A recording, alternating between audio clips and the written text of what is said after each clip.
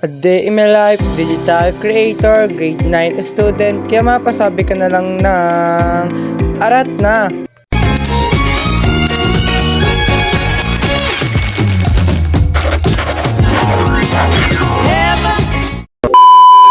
Di kay agang-aga papasok na ulit ang dalaga ng inay, di kay naglalakad na nga lang yan palabas, at di mo naman nakakita ng salamin, naggagayon na naman, di kay ng outfit ko, di kay ako'y bumaba na nga laang din at ako'y hirap na hirap, ay tamo naman ang itsura ng dalaga ng inay. Di kay malapit na nga lang din sa may sakayan, at sumakay na nga lang din ako din sa may tricycle, ay tamo naman ang pagkakabilis ng patakbo, di kay malapit na nga lang din ako sa aking pupuntahan. Di kay binaba na nga lang din diyan ng tricycle at naglakad na nga lang ako at nandun ako sa Lipas City, National, High School. Di kay naglakad na nga lang at pataas na nga lang sa may building pagkakataas ng kanilang room at third floor pa. Di kay rin na nga nakarating na nga sa third floor at naglalakad na nga lang ng hotel nandun na sa room at pumasok na nga lang din di at di kay nakasalubong kong bata. Di kay sabi sa akin isamahan ko din sa may kantin. Di kay rin na nga lang ang binili ko at bumili na nga lang ulit yan diyan. Di kay papasok na nga lang din kami sa aming room at kami nakabili na. At kinain ko na nga lang din ang aking biniling kwek-kwek. Ayan pagkakasarap, di kay dinin na nga lang ako sa gilid para walang humingi sa akin. Ayan pagkakadamot naman ng dalaga ng inay. Abay di kay nakita ko ang batang ari may pagsayaw pang papagayon. Ikatigas-tigas naman ang katawan. Di kay wag nang sumayaw kung gaya ng iyong katawan.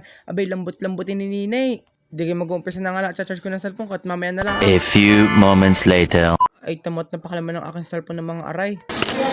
Ay, kasublat ko. Oo yun na. Hi. Buo na na.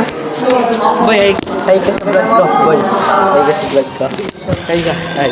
Yun, pati niya na. Digay ari digay habang nagkaklase ng bibidyo ang mga yan ano ga naman ang mga aray gusto lagi camera ang nakatapat sa kanila at talagang utos na utos ang mga aray ano ga namang turing yung tinatawanan at kayo utas sa utas di yan digay nagbibigay na nga lang ho aray ng candy sa amin digay ito na nga lang din binigay sa amin talaga yung pagkakakuripot naman nagbigay pa ay kayo wag na magbigay pagkakagayaan. So ayun sa loob ng school nagaganap ang isang korupsyon mamamatay sasakit ang ngipin. Di kayo nung kami nagprotesta, binigyan kami ng pagkakadamay, di kayo mga kalat, abay di kayo maglinis diyan, bahala kayo diyan, iiwanan namin kayo. Ay, tamo naman itong kalat na rin, pagkakadami naman, ikakaawa naman ng cleaners, di kayo paalis na nga lang din ng mga re, at kami paalis na nga lang din, kami uuwi na din, at kami lalabas na nga lang din diyan ng gate, at ito na nga lang din ang aking kasama, ayan ho ang aking laging kasama pag ako'y uuwi, di kami nakasakay na nga lang din diyan ng tricycle, at talagang kami naghintay pa, di kayo paalis na nga lang din diyan, ang aming sinakyan tricycle, at bumaba na nga lang din ang aking kaklase, ito naman ay virgin kong maglakad, warak naman. Di kaya ako'y bumaba na nga lang din diyan at pupunta ako sa trabaho ng aking kapatid. Di kaya ako'y pangalawa at may kapatid akong babae at dalawa na kaming babae. Abay naman ay babae nga. Di kaya narito na nga lang din ako sa pupuntahan at timo naman ang aking kapatid at timo binibigyan ako ng pera. Di kaya tinanggap ko nga at bibigay nga doon sa mama iyon ay talagang ang binigay sa akin ₱100. Sabi ko bakit ₱100? Di ko nagpaalam na nga lang din diyan at pinasarado ko ang gate.